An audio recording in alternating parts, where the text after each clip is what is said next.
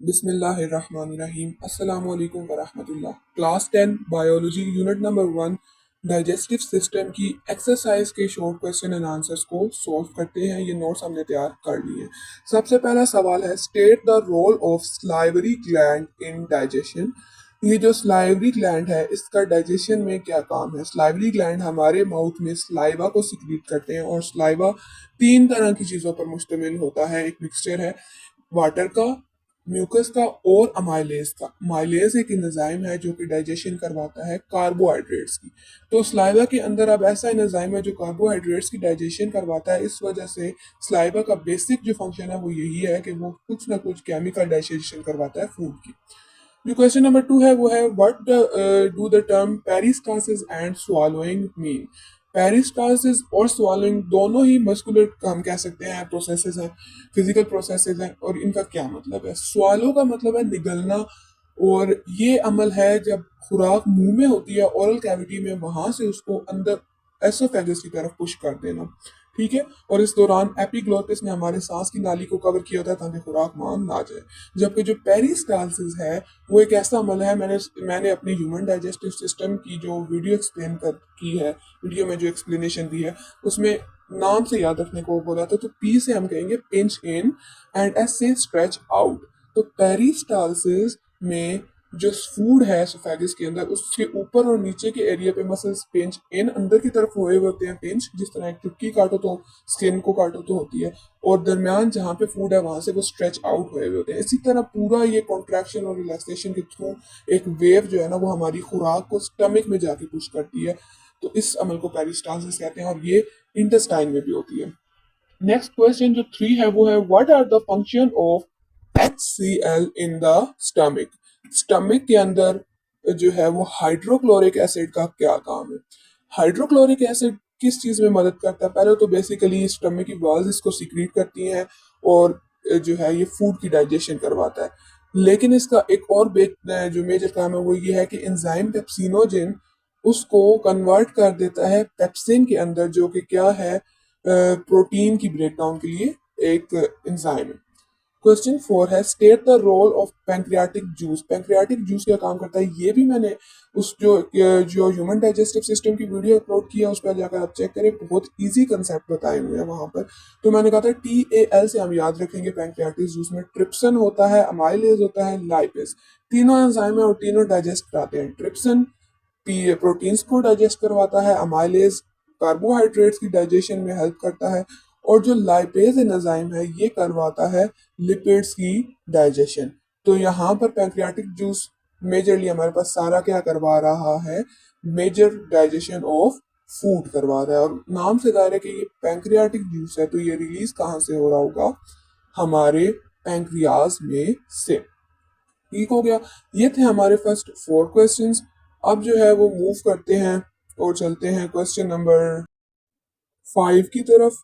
Question 5 में क्या पूछा जा रहा है, right a brief note on the structure of villi. Villi की साख्त आपने बतानी है क्या होती है। तो विलाई बेसिकली ना स्मॉल इंटेस्टाइन के अंदर जो है वो फिंगर की तरह प्रोजेक्शंस होती हैं, जिस तरह उंगलियां इसी तरह के उभार होते हैं स्मॉल इंटेस्टाइन के अंदर।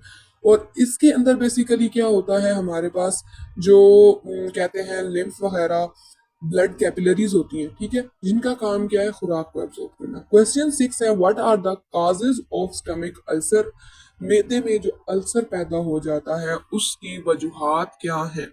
अल्सर का मतलब है ये एक बीमारी है जिसमें मैदे की वाल्स पेट HCl की वजह से डैमेज होना स्टार्ट हो जाती है। वैसे तो उसमें म्यूकस की कवरिंग होती है, लेकिन जब हम बहुत ज्यादा अनहेल्दी फूड को कंज्यूम करते हैं या ऐसी चीजें लेते हैं जिनकी डाइजेशन इजीली नहीं हो सकती, तो फिर मैदा ज्यादा HCl को सिक्रीट करता है। ज्यादा HCl की वजह से म्यूकस की वाल्स को प्रोटेक्ट नहीं कर पाता। तो इसको जो है वो फैलाते हैं हेलिकोबैक्टर पाइलोराई बैक्टीरिया।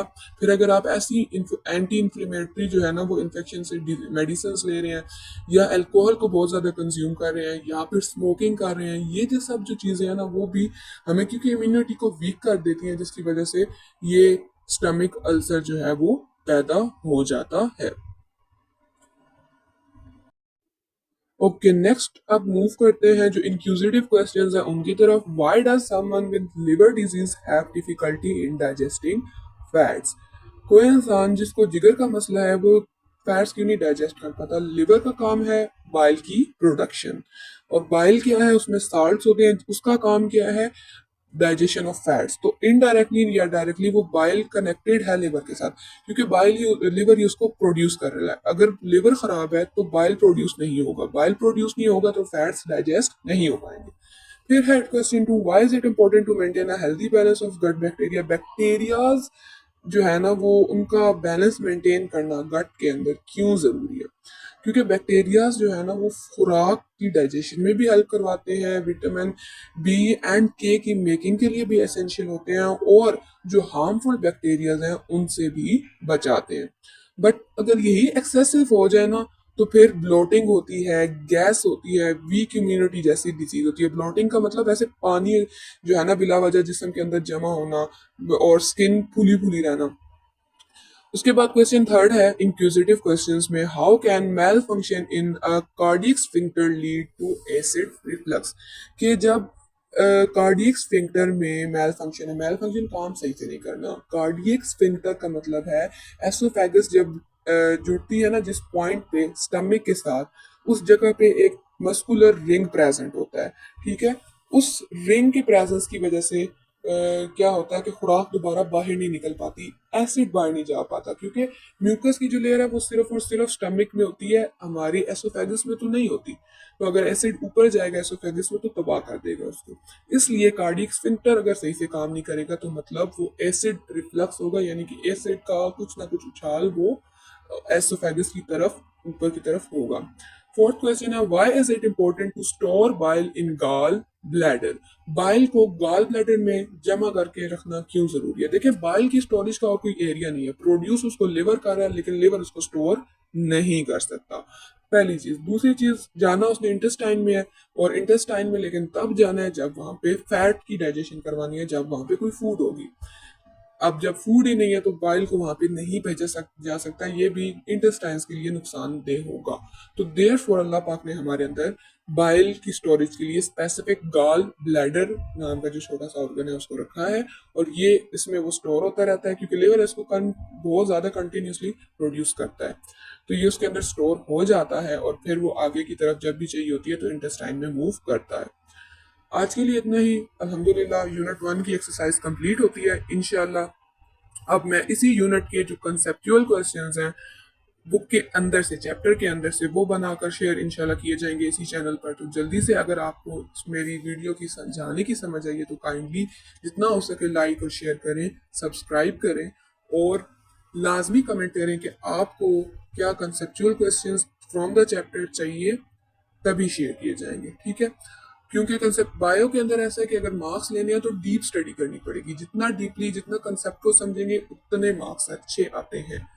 उसके लिए डीपली स्टडी करने के लिए फिर आपकी आसानी के लिए हम आपको क्वेश्चन खुद ही बनाकर देंगे।